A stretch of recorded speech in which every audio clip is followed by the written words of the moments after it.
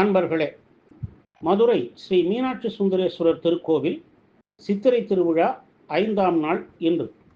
ஸ்ரீ மீனாட்சி அம்மன் மூலவர் கருவறை ஸ்ரீ சுந்தரேஸ்வரர் கருவறைக்கு பின்னால் தள்ளி உள்ளது. கருவறை விமானங்களும் முன்னும் பின்னமாக உள்ளன. இதனால் திருஞான சம்பந்தர் தொடர்ந்து நின்ற என் தாயாளே என்று பாடுகிறார். இத்திருக்கோவிலில் 12 மாதங்களும் திருவிழா என்றாலும் சித்திரை பெருவிழா, ஆடி முளைக்கொட்டு விழா, ஆவணி மூலப்பெருவிழா, கார்த்திகை தீப விழா, தை தெப்ப விழா, மாசி மக விழா என 6 விழாக்களுக்கு மட்டும் கொடியேற்றம் நடைபெற்று திருவிழா நடைபெறும். ஆடி முளைக்கொற்று விழாவிற்கு மட்டும் அம்பாள் சன்னதி கொடிமரத்தில் கொடியேற்றப்படுகிறது. சித்திரை திருவிழா 5ஆம் நாளில் சுவாமியும் அம்மனும் குதிரை வாகனத்தில் எழுந்தருள்கின்றனர். மெய், வாய், கண், காது, மூக்கு எனும் ஐம்பொறிகளாலும் உணர்தல், பேச்சு, பார்வை, கேட்டல், நுகர்தல் என்னும் ஐம்புலன்களாலும் மதிமயங்கி நெறி கலங்கி நிற்பதை இறைவன் போக்கும் நாளே 5ஆம் நாள் விழாவின் உட்பொருளாகும். இன்று காலையில் யாகசாலை மற்றும் ஸ்ரீவலி பூஜைகள் முடிந்ததும் தங்க சப்பரத்தில் மாசி வீதிகளில் பஞ்சமூர்த்திகள் உலா நடைபெறும். வடக்கு மாசி வீதியில்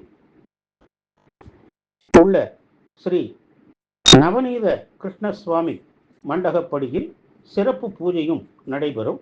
மாலையில் இருவரும் குதிரை வாகனத்தில் எழுந்தருள்வார்கள். குதிரையின் கால்களே அறம், பொருள், இன்பம், வீடு என்னும் உறுதி பொருள்களாகும்.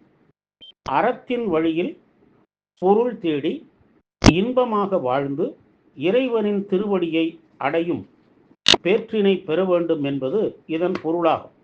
குதிரையின் காதுகள் ஞானகாண்டம், கர்மகாண்டம் என்பனவற்றை குறிக்கின்றன.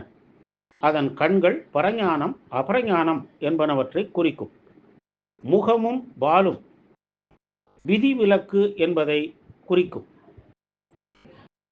ஆகமங்கள் என்னும் அணிகளாகவும் மந்திரங்களாகிய சதங்கை, கிண்கிணி, மாலை, சிலம்பு என்பவைகளையும் பிரணவமாகிய கடிவாளத்தையும் தீமைகளை வேருடன் அழித்தற்கேற்ற வெற்றியையும் பிரம்மனின் முகமாகிய லாயத்தையும் அண்டகோடிகளாகிய குதிரையில் ஏறி அடியார்களின் பாசக்கயிறு இற்று விழும்படி சுவாமியும் மீனாட்சி அம்மனும் குதிரை வாகனத்திலே நமக்கு இன்று காட்சி தருகிறார்கள்.